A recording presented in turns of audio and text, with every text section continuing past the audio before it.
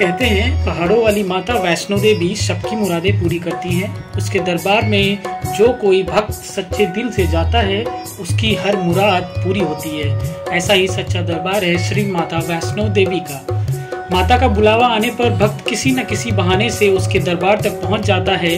हसीन वादियों में त्रिकूट पर्वत पर गुफा में स्थित श्री माता वैष्णो देवी का स्थान हिंदुओं का एक प्रमुख तीर्थ स्थल है, जहां दूर दूर से लाखों श्रद्धालु मां के दर्शन के लिए आते हैं। तो आज के इस ब्लॉग में मैं आपको वैष्णो देवी यात्रा कैसे करें, यानी वैष्णो देवी मंदिर कैसे पहुंचे के बारे में संपूर्ण जानकारी देने वाला हूं। वैष्णो देवी मंदिर केंद्र शासित प्रदेश जम्मू और कश्मीर के जम्मू के कटरा शहर से करीब 46 किलोमीटर की दूरी पर एक पहाड़ी पर स्थित है, जो त्रिकुटा पहाड़ी के नाम से प्रसिद्ध है। वैष्णो देवी मंदिर कैसे पहुंचा जाए उसके बारे में हम आपको बताएंगे। वैष्णो देवी मंदिर जाने के लिए आप फ्लाइट, ट्रेन, बस, टैक्सी, कार या बाइक की सुविधा भी ले सकते हैं। तो चलिए जानते हैं कि अगर आप फ्लाइट, ट्रेन या बस से जाना चाहते हैं तो आपको इनकी सुविधा जम्मू और कश्मीर के किस स्थान तक है और वहां से आप माता वैष्णो देवी मंदिर कैसे पहुंच सकते हैं। सबसे पहले मैं आपको कटरा पहुंचने के बारे में जानकारी दे देता हूं कि आप फ्लाइट, ट्रेन, बस, टैक्सी या बाइक या कार से अपनी कटरा कैसे पहुंच सकते हैं, और उसके बाद में मैं आपको कटरा से माता वैष्णो देवी मंदिर जाने के बारे में जानकारी देने वाला हूं। तो वीडियो पे बने रहें, क्योंकि कटरा ही माता वैष्णो देवी मंदिर का अंतिम सड़क बिंदु है, जहां पर बस और ट्रेन वगैरह की सुविधा उपलब्ध है। ट्रेन से कटरा कैसे पहुंचे पहले मैं आपको बताता हूं। नजदीकी रेलवे स्टेशन कटरा में ही है, जहां जाने के लिए दिल्ली से भी कुछ ट्रेन चलती है। अगर आपको दिल्ली से कटरा जाने के लिए ट्रेन ना मिले तो आप ट्रेन से जम्मू जा सकते हैं, जो कटरा से 68 किलोमीटर की दूरी पर स्थित है। जम्मू जाने के लिए आपको शहर से भी ट्रेन की सुविधा उपलब्ध होने की संभावना है, लेकिन अगर आपको शहर से जम्मू जाने के लिए ट्रेन की सुविधा उपलब्ध नहीं है तो आप दिल्ली जैसे बड़े शहरों से ट्रेन द्वारा जम्मू पहुंच सकते हैं और वहां से बस या दूसरी ट्रेन से कटरा आसानी से पहुंच सकते हैं।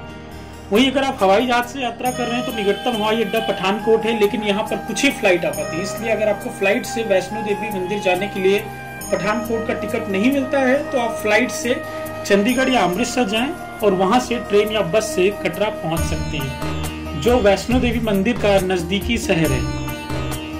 बस से कटरा जाने के लिए दिल्ली जैसे बड़े शहरों से बस की सुविधा भी उपलब्ध कराई जाती है, जिससे आप आसानी से कटरा पहुंच सकते हैं। और अगर आप बाइक, कार या टैक्सी से कटरा जाने के लिए आप बस वाले रूट को फॉलो करके आसानी से अपनी गाड़ी से कटरा पहुंच सकते हैं। दिल्ली से सड़क मार्ग द्वारा कटरा की जो दूरी है वो लगभग 635 किलोमीटर है। कटरा से माता वैष्णो देवी मंदिर जाने के लिए 2 मार्ग हैं, जिस पर पैदल ट्रेक करके माता वैष्णो देवी मंदिर तक पहुंचा जा सकता है। जो पहला मार्ग है वो है बाणगंगा।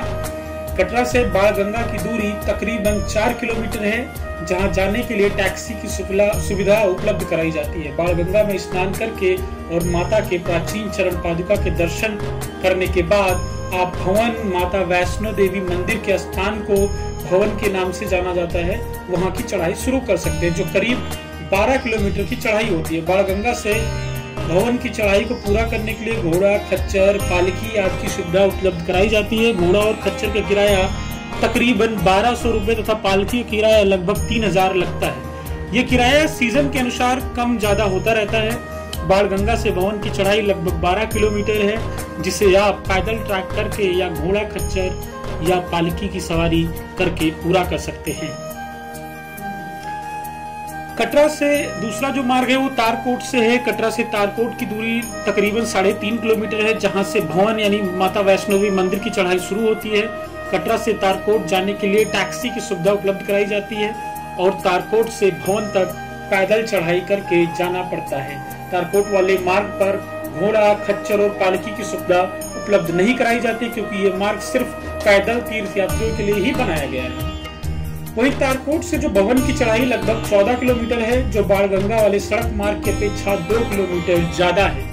भले ही तारकोट सड़क मार्ग की चढ़ाई बाणगंगा वाले सड़क मार्ग की अपेक्षा 2 किलोमीटर अधिक है, लेकिन इसमें बाणगंगा वाले सड़क मार्ग की अपेक्षा कम खड़ी चढ़ाई है, जिसे बिना थकान महसूस किए आसानी से पूरा किया जा सकता है। लेकिन मैं आपको यही सुझाव दूंगा कि जब आप यहाँ आए तो कटरा से भवन जाने के लिए आप तारकोट वाले सड़क मार्ग से चढ़ाई शुरू करें और वापस आते समय बाणगंगा वाला सड़क मार्ग को फॉलो करते हुए कटरा पहुंचे, ताकि आप बाणगंगा में स्नान करने के बाद माता के प्राचीन चरण पादुका के दर्शन कर सकें, क्योंकि इनके चरण पादुका का दर्शन करना भी आवश्यक होता है।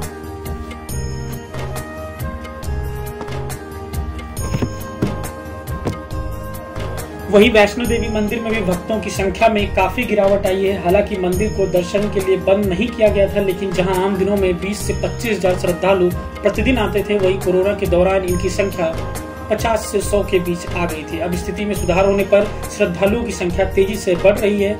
माता वैष्णो देवी के दरबार में नवरात्रि के 9 दिनों में प्रतिदिन लाखों की संख्या में श्रद्धालु आते हैं। कई बार तो श्रद्धालुओं की बढ़ती संख्या से ऐसी स्थिति हो जाती है कि पर्ची काउंटर से यात्रा पर्ची देना बंद करना पड़ता है।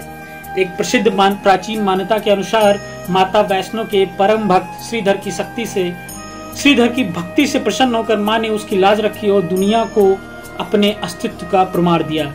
एक बार ब्राह्मण श्रीधर ने अपने गांव में माता का भंडारा रखा और सभी गांव वाले व साधु संतों को भंडारे में पधारने का निमंत्रण दिया।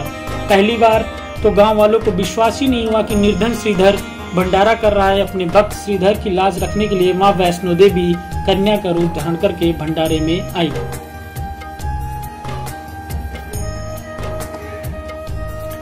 ज्यादातर श्रद्धालु पैदल ही मां के दरबार तक जाते हैं। चढ़ाई के रास्ते में सीढ़ियां भी बनी हुई हैं, परंतु चढ़ने के लिए सीढ़ियों के स्थान पे पैदल चलना ज्यादा आरामदायक है। हमने भी पैदल यात्रा करी। जय माता दी के नारों की गूंज मन में एक जोश और उत्साह भर देती है। माता रानी अपने भक्तों को खुद हिम्मत और ताकत देती हैं, ताकि भक्त ऊंचे पहाड़ों को लांघ के माता के दर्शनों के लिए पहुंच सकें। ऐसा माना जाता है कि माता वैष्णो देवी पैदल यात्रा करने वालों को खुद हिम्मत और जोश देती हैं। मुझे उम्मीद है कि ये जानकारी आपको पसंद आई हो। अगर इस पोस्ट से संबंधित आपका कोई सवाल है तो आप हमें इस वीडियो के नीचे कमेंट बॉक्स में कमेंट करके पूछ सकते हैं। मैं आपको जवाब देने की कोशिश करूंगा। और वहीं अगर आपको हमारा वीडियो पसंद आया हो तो प्लीज़ हमारे चैनल को लाइक करें और सब्सक्राइब करें।